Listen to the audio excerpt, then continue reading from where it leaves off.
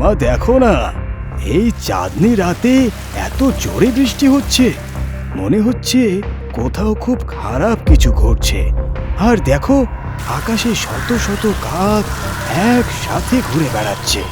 কি বাবা, তুমিও কি সুন্দর আবহাওয়া, আর তুমি সেই পুরনো কথা নিয়ে বসে আছো। বাছা, তুমি হয়তো বিশ্বাস করবে না, কিন্তু যখন তুমি নিজের চোখে দেখবে তখন তুমি ঠিকই বিশ্বাস করবে। হ্যাঁ হ্যাঁ, এখন এসে শুয়ে পড়ো, জানলার সামনে দাঁড়িয়ে দাঁড়িয়ে সর্দি হবে আর কালকে জ্বর। হেমার কথার পরেও লালা কিছুক্ষণ জানলার কাছে দাঁড়িয়ে রইল। হয়তো সে কিছু একটা ভুল বুঝতে পেরেছিল। তারপর তিনি নিজেই বিছানায় এসে শুয়ে পড়লেন, কিন্তু তার চোখ থেকে ঘুম উড়ে গেছিল। আর যখন সকাল হলো তো লালা হেমার আগেই উঠে পড়েছিল। হেমা, আমি একটু পুকুরের দিক থেকে ঘুরে আসি, তুমি আমার জন্য চা বানিয়ে রাখো। লালা বিছানা থেকে উঠে সোজা পুকুরের দিকে রওনা দিল। পুকুর থেকে কিছু দূরে এসে সে দেখতে পেল শত শত কাকের ঝাঁক। লালা আগের চেয়ে ধীরে ধীরে হাঁটতে শুরু করলো। ধীরে ধীরে পুকুরের কাছে যেতেই হঠাৎ তার মাথায় কিছু একটা পড়ল। লালা যখন এটি স্পর্শ করলো তখন সে দেখতে পেল যে এটি একটি মানুষের চোখ। পুকুরে এক যুবতীর মৃতদেহ ভাসছে। শত শত কাকের ঝাঁক তার উপর বসে মাংস ছিঁড়ছে। এমন অবস্থায় একটি মানুষের মৃতদেহ দেখে লালা বমি করে ফেলল। কিন্তু পরের মুহূর্তেই সে তার নিজের আস্থা ফিরে পেল এবং চিৎকার করে দৌড়াতে শুরু করলো। ও হরিয়া, কোথায় গেলি সব? আরে আরে, পুকুরে একটা মৃতদেহ ভাসছে। আরে পুকুরে একটা লাশ ভাসছে। এই কথা শোনার সাথে সাথে হরিয়া বাইরে এলো। আরে কি সব বলছো ভাই? আরে একটু ভালো করে দেখতে, লাশ টাশ কিচ্ছু নেই ওখানে। হরিয়ার স্ত্রীও ঘরের জানালা দিয়ে শুনছিলেন। হরিয়ার কথা শুনে লালা আবার বললেন, আরে হরিয়া, ওটা একটা মৃতদেহই ছিল। তোমার যদি আমার কথায় বিশ্বাস না হয়, নিজেই গিয়ে দেখে নাও। লালার কথা শুনে হরিয়া তার সাথে যেতে রাজি হলো। হরিয়া এবং লালা পুকুরের দিকে রওনা হওয়ার সময় হরিয়ার স্ত্রী গ্রামে গিয়ে খবর দিল যে পুকুরে একটি মৃতদেহ পাওয়া গেছে। হরিয়া পুকুরে সর্বত্র খুঁজল, কিন্তু মৃতদেহটি খুঁজে পেল না। লালা বলেছিল যে মৃতদেহটি পুকুরে ভাসছে, ঠিক সেই পিপল গাছের সামনে। ততক্ষণে অন্যান্য গ্রামবাসীরাও সেখানে পৌঁছে গেছে। তারা সবাই একসাথে তাকিয়ে দেখল যে পুকুরে কোথাও কোনো মৃতদেহ নেই। এবং যখন সবাই সন্তুষ্ট হলো তখন হরিয়া লালাকে বলল, আরে আমার মনে হচ্ছে সেটা তোমার মনের ভুল ছিল, সেখানে কোনো লাশ টাশ কিচ্ছু নেই। আরে হরিয়া, তুই আমাকে এটা বল, আমি তোকে মিথ্যে কেন বলবো? হ্যাঁ, আর মিথ্যে বলে আমি পাবোই বা কি? লালা তখনও হরিয়ার সাথে কথা বলছিলেন। ঠিক তখনই গ্রামের একজন লোক বলল, আরে ছোট ভাই, তুমি মিথ্যে বলছো না, কিন্তু মাঝে মাঝে এমন ভুল হয়েই থাকে, আর তাছাড়া অন্য কিচ্ছু নয়। সবাই লালাকে বলল যে নিশ্চয়ই লালার হ্যালুসিনেশন হয়েছে, আর লালা রাজি হয়ে গেল। কিন্তু হরিয়া এলো তখন গ্রামের সব মহিলারা তার বাড়ির বাইরে অপেক্ষা করছিলেন। হরিয়া আসার সাথে সাথেই সবাই জিজ্ঞেস করতে লাগলো পুকুরে কার মৃতদেহ। হরিয়া উত্তর দিল, আরে বৌদি, কোনো লাশ টাশ ছিল না সেই পুকুরে। আমার ছোট ভাইয়ের ধারণা ছিল যে সেখানে একটি মৃতদেহ আছে। সে রাতে নিশ্চয়ই কোনো স্বপ্ন দেখেছিল। আমার মনে হচ্ছে সে ঘুম থেকে উঠে সঙ্গে সঙ্গে এখানে চলে এসেছিল, এটাই হবে। হরিয়ার কথা শুনে সব মহিলারা তাদের ঘরে ফিরে গেল। কিন্তু সেই রাতেই যখন হরিয়া একই পুকুরে পাশ দিয়ে যাচ্ছিল তখন সে নিজের চোখে বিশ্বাস করতে পারছিল না। তার চোখের সামনেই পুকুরের ঠিক উপরে বাতাসে ঝুলন্ত একটি পচা মৃতদেহ পড়েছিল। এমন ভয়াবহ দৃশ্য দেখে হরিয়ার রক্ত হিম হয়ে গেল। তবুও সাহস করে সে মৃতদেহের মুখ দেখার জন্য মরিয়া চেষ্টা করলো, কিন্তু কোনো লাভ হলো না। তারপর যখন সে ভয়ে বাড়ি ফিরে এলো তখন তার স্ত্রী তার চেহারা বুঝতে পারল। হরিয়ার স্ত্রী তাকে বারবার জিজ্ঞাসা করতে লাগলেন তিনি কি কোনো কিছু ভুল দেখেছেন অথবা কেন তার মুখ এত ভয়ে ফ্যাকাশে হয়ে গেছে। কিন্তু হরিয়া কাউকে কিচ্ছু বলেনি। সে না খেয়ে ছাদে ঘুমাতে চলে গেল। পরের দিন সকালে হরিয়ার স্ত্রী যখন তাকে জাগাতে গেল তখন সে তার জীবনের সবচেয়ে ভয়াবহ দৃশ্য দেখতে পেল। হরিয়ার মৃত্যু হয়েছে। তার মৃতদেহ বাতাসে স্থির ছিল। পুকুরের উপরে হরিয়া যেমন দেখেছিল ঠিক তেমনই শত শত কাক তার মৃতদেহ থেকে মাংস ছিঁড়ে ছিঁড়ে খাচ্ছিল। হরিয়ার স্ত্রী তার স্বামীর অবস্থা দেখে সেখানে অজ্ঞান হয়ে পড়ে যায়। ভাগ্যক্রমে লালা দূরের মাঠ থেকেই হরিয়ার মৃতদেহ বাতাসে উড়তে দেখেছিলেন। তিনি তৎক্ষণাৎ হরিয়ার বাড়িতে ছুটে যান এবং এই খবর দাবানলের মতো সারা গ্রামে ছড়িয়ে পড়ে। সকলের সন্দেহ ছিল যে মৃতদেহটি তাদের উপরও একই পরিণতি ডেকে আনবে, যারা পুকুরে এটি খুঁজতে গিয়েছিল। আরে এই লালা তো আমাদের সবাইকে মৃত্যুর মুখে ঠেলে দিল দেখছি। এবার বলো, আমরা কি অন্যায় করেছিলাম তার? জানি না কোন জন্মের শাস্তি দিচ্ছে আমাদেরকে সে। আমার তো মনে হচ্ছে এই কিছু করেছে। শালা, একেই গ্রাম থেকে তাড়িয়ে দিই। হ্যাঁ। গ্রামবাসীরা লালা সম্পর্কে নানা রকম কথা বলতে শুরু করে, তাকে অভিশাপ দিতে থাকে এবং গালিগালাজ করতে থাকে। ধীরে ধীরে লালা এবং তার মেয়ে হেমার গ্রামে থাকা অসম্ভব হয়ে পড়ে। কিন্তু হরিয়ার মৃত্যুর মাত্র 2 দিন পর গ্রামে একটা হট্টগোল শুরু হয়ে যায় যে গ্রাম প্রধানও মারা গেছেন। তার মৃতদেহ হরিয়ার মতোই পাওয়া যায়, চোখের জায়গায় 2টি কালো গর্ত এবং শরীরের বিভিন্ন স্থানের মাংস থেকে ছিঁড়ে ফেলা গভীর ক্ষত। গ্রামের কেউ কাপড় তুলে মৃত ব্যক্তির মুখের দিকে তাকাতে সাহস করেনি। লালা ছাড়া পুরো গ্রাম প্রধানের মৃত্যুর সময় উপস্থিত ছিল।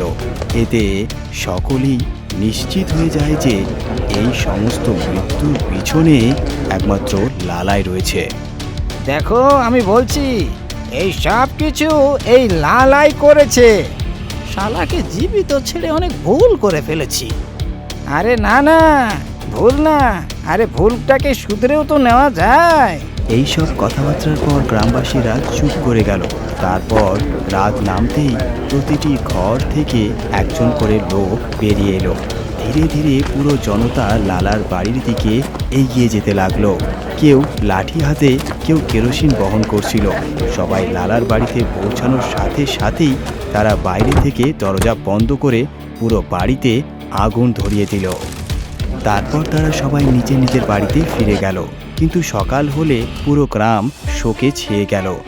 আসলে আগের রাতে যখন গ্রামবাসীরা লালার বাড়ি পুড়িয়ে দিচ্ছিল, তখন গ্রামে আরও 2টি খুন হয়েছিল, ঠিক যেমনটি হয়েছিল হরিয়া এবং প্রধানের মৃত্যুর সাথে।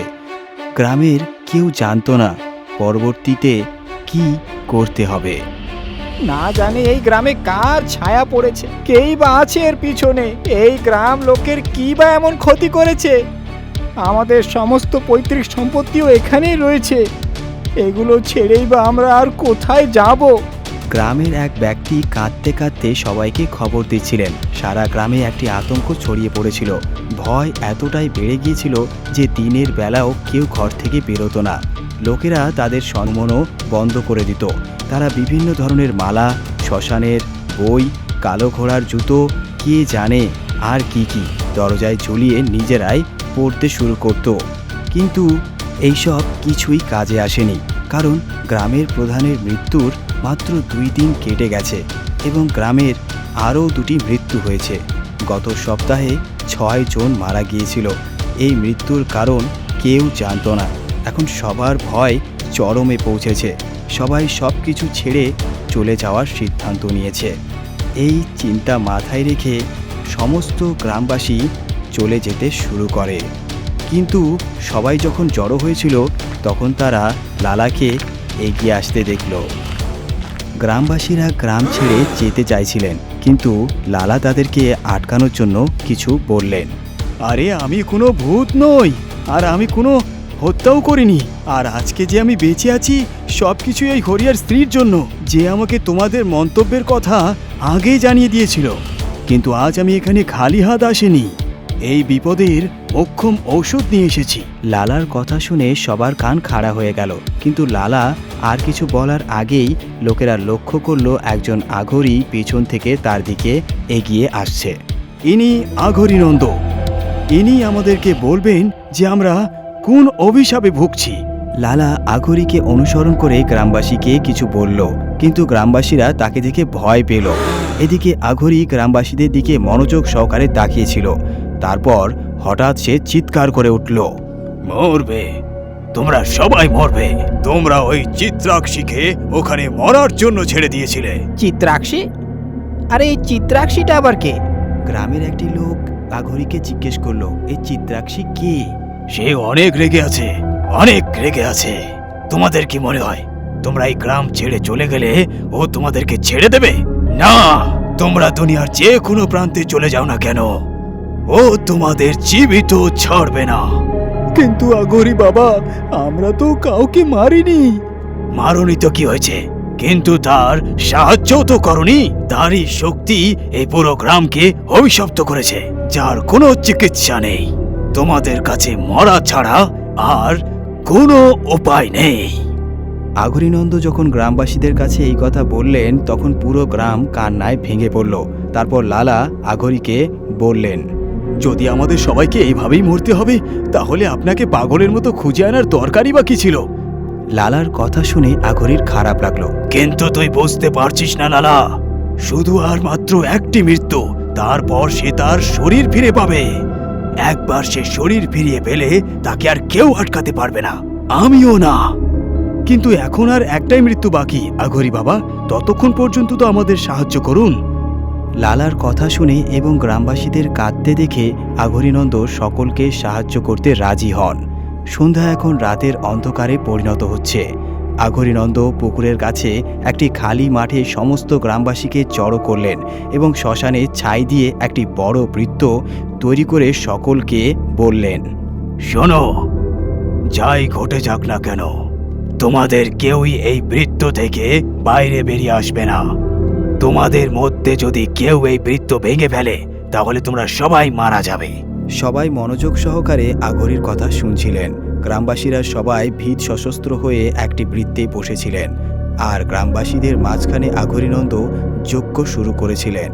আঘরি মন্ত্রপাঠ শুরু করার সাথে সাথেই পুরো আকাশ কাকের ডাকে কেঁপে উঠল। কিন্তু আঘরিনন্দ অটল ছিল।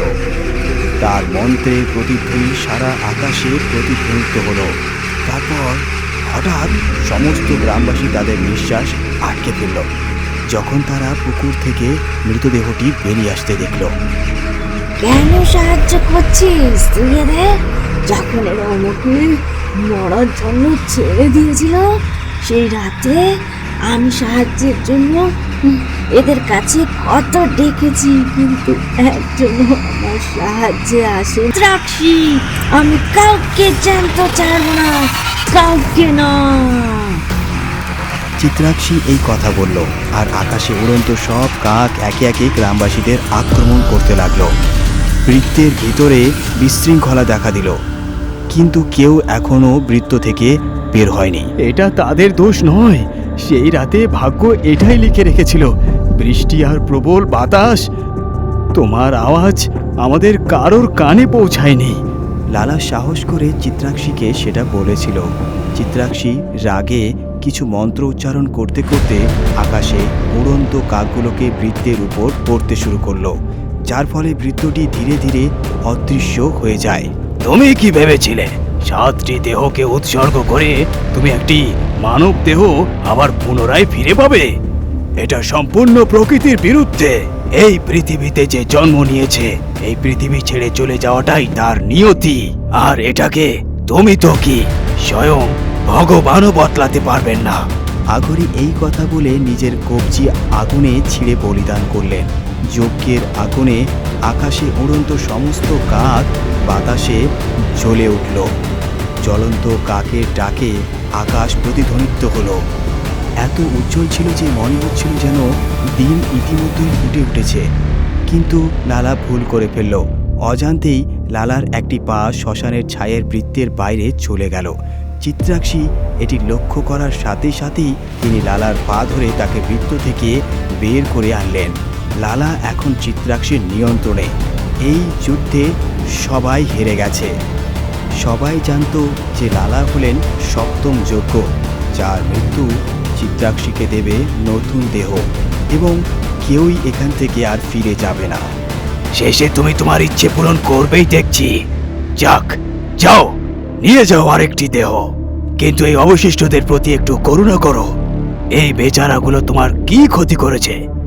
আঘরি এখন চিত্রাক্ষীর সাথে গ্রামবাসীদের জীবনের জন্য দর কষাকষি করছিল, কিন্তু চিত্রাক্ষী কিছু বলার আগেই লালা গোপনে মাটি থেকে একটি সূচক লাঠি তুলে তার পেটে ছুঁড়ে মারল। চিত্রাক্ষী তাকে আঘাত করার আগেই লালা মারা যাচ্ছিল। লালাকে মরতে দেখে চিত্রাক্ষী আকাশের দিকে তাকালো। তারপর লালার মৃতদেহের উপর বসে চোখ বন্ধ করে কিছু মন্ত্র জপ করতে লাগলো। কিন্তু লালা তখনও বেঁচে ছিল, আর আঘরীরা জানতো এটা। এই চিত্রাক্ষী চোখ বন্ধ করলে আঘরীনন্দ সমস্ত গ্রামবাসীদের জ্বলন্ত লাঠি দিল এবং নিচু স্বরে সবাইকে বলল, শোনো, এটা তোমাদের কাছে বেঁচে থাকার একটা শেষ সুযোগ। লালার শরীরে এখনো কিছুটা নিঃশ্বাস বাকি আছে, তাই আমি আমার মন্ত্র দিয়ে তাকে আরো কিছুক্ষণ বাঁচিয়ে রাখবো। কিন্তু চিত্রাক্ষী শীঘ্রই লালার দেহ নিতে চাইবে। অতএব যখন চিত্রাক্ষীর আত্মা তার দেহ ত্যাগ করে লালার দেহে প্রবেশ করতে প্রস্তুত হবে, তখন আমাদের চিত্রাক্ষীর দেহ দাহ করতে হবে। তবেই তোমরা এই অভিশাপ থেকে মুক্তি পাবে। সবাই আঘরীর কথা শুনছিল। তারা তার সংকেতের জন্য অপেক্ষা করছিল। আঘরী এখন তার মন্ত্রগুলো গভীরভাবে উচ্চারণ করছিল। গ্রামবাসীরাও চিত্রাক্ষীর দিকে তাকিয়েছিল। তারপর আঘরী ইঙ্গিত দেওয়ার সাথে সাথেই একজন গ্রামবাসী লালার হাত ধরে তাকে নিজের দিকে টেনে আনে। তারপর সাথে সাথে তারা চিত্রাক্ষীর উপর জ্বলন্ত কাঠ ছুঁড়ে মারে। চিত্রাক্ষীর মৃতদেহ এখন জ্বলছে। তার মৃতদেহ থেকে শত শত কালো ছায়া বেরিয়ে আসছে আর চিৎকার করছে। এদিকে আঘরীনন্দ তখনও মন্ত্র জপ করছিলেন এবং চিত্রাক্ষীর মৃতদেহের কালো ছায়া দূর না হওয়া পর্যন্ত তিনি তা করতেই থাকলেন। চিত্রাক্ষীর অভিশাপ থেকে মুক্তি পাওয়ার পর গ্রামবাসীরা লালাকে হাসপাতালে নিয়ে যান, কিন্তু সেই রাতের পর আঘরীনন্দকে আর কখনো দেখা যায়নি। আজও গ্রামের পুকুরের ধারে কেউ ঘোরাফেরা করলে বাস্তবে বলা হয় যে গ্রামবাসীরা সেই চিত্রাক্ষীর চিৎকার নাকি এখনো সেখানে শুনতে পায়। ভয়ে ভরা এমন গল্প দেখার জন্য এখনই সাবস্ক্রাইব করুন ডুডু টিভি হরর বাংলা। আর যদি আপনি চান আপনার ভয়ানক কাহিনীও মানুষ জানুক, তাহলে এক্ষুনি ডুডু টিভিতে ইমেল করুন। হয়তো পরবর্তী রূপ কাঁপিয়ে দেওয়ার মতো কাহিনী আপনারটাই হবে।